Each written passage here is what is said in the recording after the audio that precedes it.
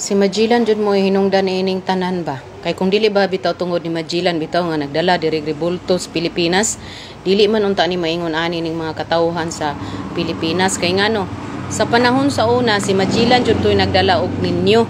Kanang ninyo ang iyang dala gidala niya sa Cebu. Sa Cebu pa jud ang una niyang kuano. Naman jud na sa kasaysayan mabasa man gyud na ninyo, makita man gyud na ninyo nga siya jud ang nagdala og una nga ninyo. Katong ninyo, simbolo to siya ni Majesty nga, si Her Majesty ba nga, kanabitang si Elizabeth na sa kuan, Inglaterra.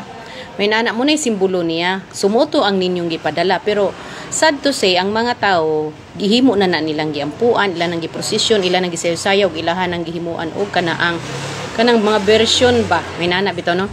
So kana siya, regalo na siya, ngadto kang Juana, og ingon man katungan lag Ferdinand, kaparihag kapangalan rapod ni Magellan, regalo ra gyud na siya, kumbaga ana murabag appreciation bitaw ana. So natingala ko nganong naingon ana nasangko na nga nahimo naman nga mga rebulto na gipang-ampuan sa mga tawo ug apil na siya. Lisod ning tira pataka na lang ta ba. Ngano man tungod kay maabot or sa kaulahian kita ra ang mahimong gitawag og katawanan pareha ani. Si Ante nagpresent daw kuno og history pero sagol story. Nabi panultiyon sa Latin nga nag-ingon nga falsus in unus, falsus in omnibus. Buti pasabot, sayop ganyan ka sa usa, sayop na natanan. Tanan ni mong tawag in presentation, sayop na natanan, parehaani. For example, number 1, tama ba nga si Fernando de Magallanes ang nagbit-bit sa imahin sa Senior Santo Niño sa Pilipinas, particularly pinakauna sa pagbaba sa Cebu? Yes. Tinuod ka na nga si Fernando de Magallanes, pero sa kana nga panahon, pag-abot ni Ferdinand Magellan sa Pilipinas, ang mga tao at that time naa na sila religion o ang ilang religion paganismo. Mga animist sila kung wala kumasayop. So buti pasabot, sa panahon nga diin miabot si Fernando de Magallanes sa Pilipinas, sila ra humabon og si ra humamay naa na sila gisimba nga mga ributo nga magkatong gitawag mga anito. Naa na sila gisimba. Muna nakita ni Fernando de Magallanes ka nagsimba sila fake gods or mga idols, mo nang gipresent niya ang imahin sa tinuod nga Dios nga mao nga tong Ginoong Jesucristo katong imahin nga bata. Nga naman kay ang Kristo ni agi man pagkabata. Di ba? Saint Luke chapter 2 kanang iyang pagpakatao, Saint John chapter 1 verse 1 and 14. So mo tong iyang gipresent kay para ipadayag niya nga ang conquest, ang iyang pag-adto dili lang kay ang pagkonkir sa usa ka lugar, kung dili ang iyang pag-adto pagbitbit sa pagtuong Kristiyano kay mo man nakalatid sa Leyes de los Indies, buti pasabot the Law of the Indies, nga kung diin nagsugod sa panahon ni Reyna Isabela or Isabela Katolika. Nga naman kay ang tumong tinguha ni Reyna Isabela manggod is gawas na sa secular purposes, kinahanglan ipalapnag ang pagtuo, ipakailap ang pagtuo o niya pagkaman ginasecure kanunay ang katugod sa mga tawag ining mga dili Espanyol, kumbaga. So ingon ana ba, so buti pasabot but lang ginasulti ining ato ang si Ante, but ning iyang gisulti nga before Fernando de Magallanes wala ribulto nga ginagunitan ang mga Filipino kaniadtong mali na sila mga ribulto. Mabit lagi pinturahan og ito ni Magellan ang Santo Niño kay nakit-an niya nga kadtong gitawag og mga katutubo kani adto na sila gisayaw-sayaw nga ito nga anito. So para dili bag-o sa ilaha kun dili para dili estranghero sa ilaha ang maong gitawag ribulto mo tong gipinturahan ni Magellan og itom. Kaya para dali ma-embrace nila kay na naman sila kung sakon pa ba gi-incorporate ang kung sakon pa na ay gitawag og kining enculturation kung baga ba. Gi-enculturize ang tawag ining faith sa panahon sa gitawag og kaniadto nga sa panahon ni Magellan. Enculturization nabuti pasabot nga gipahaom sa tawag ining context sa kaniadto nga panahon ang pagtuong Katoliko. Muna nga dali na embrace ni Ra humamay ug ni Ra humabon. So si Ra humabon gibunyagan, nahimo siyang gitawag og Carlos ang iyang Christian name, si Ra si humamay nahimo siyang Juana ang iyang Christian name. After the baptism. So gipresent niya nga naman kay pagpadayag ka na kinahanglan ma-convert mo sa pagtuo. Pero di ba mamugos ang mga Espanyol kani abdo, basahan lang kasi sayan. Di sila tawag ining mamugos, tudluan ka. Naran ni magmudawat hindi. Kung mudawat ka, good, bunyagan kanila. Pag dili ka mudawat, wala na may mabasa. Pero ang ilaha lang himuon is dapat maminaw ka sa gitawag og katisismo. Number 2 point, sa presentation ni tawag ining ni Ante. Ingon pa niya nga kung dili pa daw ni Magellan wa daw kini mga gisimbang mga ribulto karon. Actually kana magong kanang ribulto magud sa karon nga panahon sa simbahang Katolika, veneration magud na. Act of veneration magud na, particularly relative veneration. Buti pasabot nga gigamit ang maong ribulto in relation with the person with the person nga girepresentahan ni anang maong gitawag og ribulto. Walay gitawag og adoration nga gihimo. Ngano man kay kabalo ang simbang Katoliko, kabalo mo distinguish ang Katoliko unsa nang adorasyon nga para lang sa Dios, unsa nang venerasyon nga para sa mga santos. So, buti pasabot pag ang Katoliko magbitbit og mga ribulto, ang treatment niya relative veneration. Buti pasabot nga kining moong butanga girepresentahan ni sa gitawag og santos o girepresentahan ni sa Ginoo nga nahimong tao. So girespeto ang maong butang dili tungod sa iyang pagkabutang, dili tungod sa iyang pagkaribulto, kundi girespeto ang maong butang tungod sa iyahang function nga nagrepresentar sa butang nga na ay kalambigitan sa Ginoong Dios. Muna iprosesyon nga naman sa hinungdan nga malagi na akong giingon nga paghatag og dakong pagtahod sa girepresentahan ni anang maong gitawag larawan, walay pagsimbang Dios diha. Way Katoliko nga moingon na kanang mga ributa mo ang Dios no.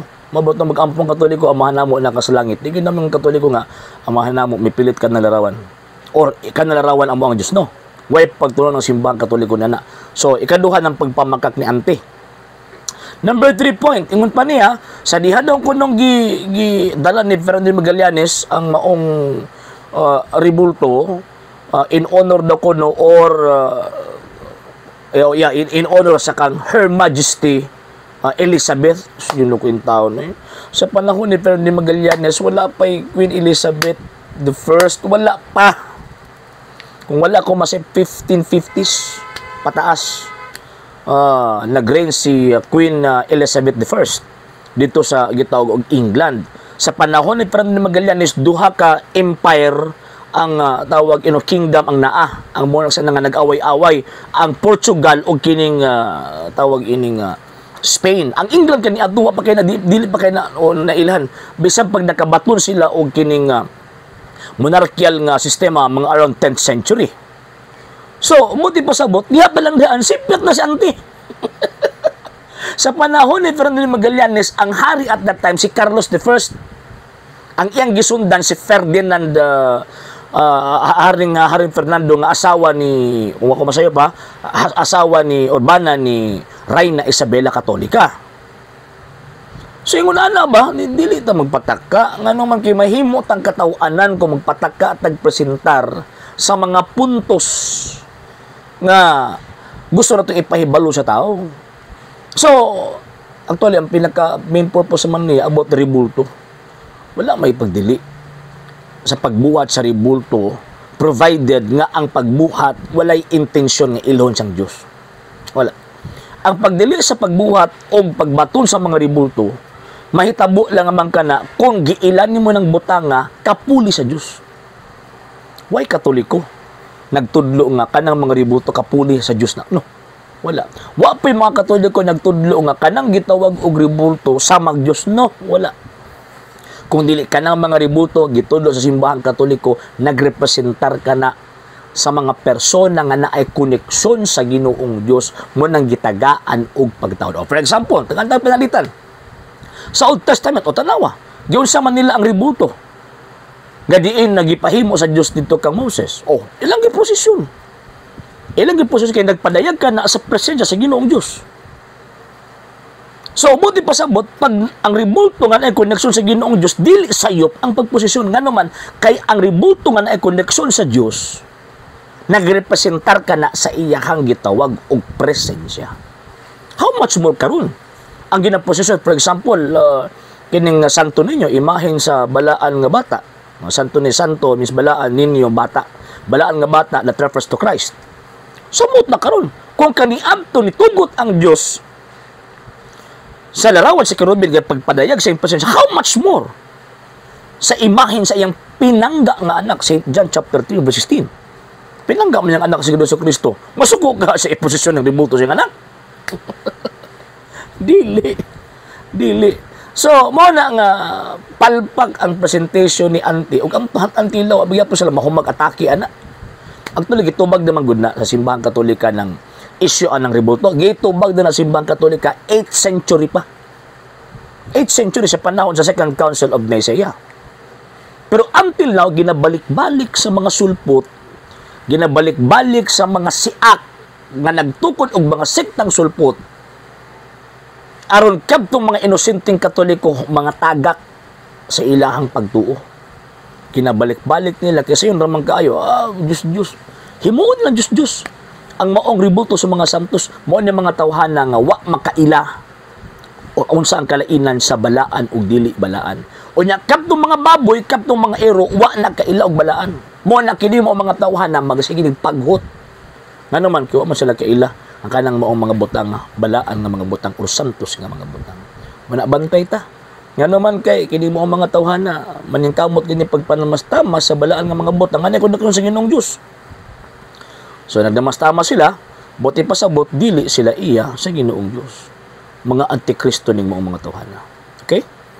Sa hindi pa po nakapag-follow sa mga pages po natin, i-follow nyo po yung mga pages po natin, RJ Horolanciano II, TV Apolia Punto Argumento page, Kuya Apologies TV page, and RJ's Vlog 2022. And pwede rin po kayo mag-send po dyan ng Facebook stars. And also, sa atin po mga channels, sa hindi po nakapag-subscribe, i-subscribe po ninyo yung mga channels natin, The Lay Catholic, Apologies International Official, RJ Sano II TV, Kuya Apologies TV, and Barrio Kawayan Religious Forum. And pwede rin po kayo mag-send po dyan ng super sticker, super chats, and super thanks. And maraming salamat po sa mga kapatid at mga Katoliko na ulis pong tumutulong sa programa po natin. Maraming salamat po. Nang dahil po sa tulong at suporta po ninyo, ang programa pong ito, until now, andito pa rin po sa social media. And until now din po, nangangailangan pa rin po tayo sa tulong at suporta po ninyo dahil wala po kami magagawa rito mga sir, mga ma'am, kung wala po yung tulong at suporta po ninyo. Sa gusto pong tumulong, sa gusto pong sumuporta, pwede po ninyong ipadala ang tulong at suporta po ninyo sa pamamagitan po ng ating mga account numbers dyan po sa ating pong screen. And pwede niyo po kaming i-message sa ating pong page kung via remittance po yung papadala po ninyo. Maraming salamat po in advance.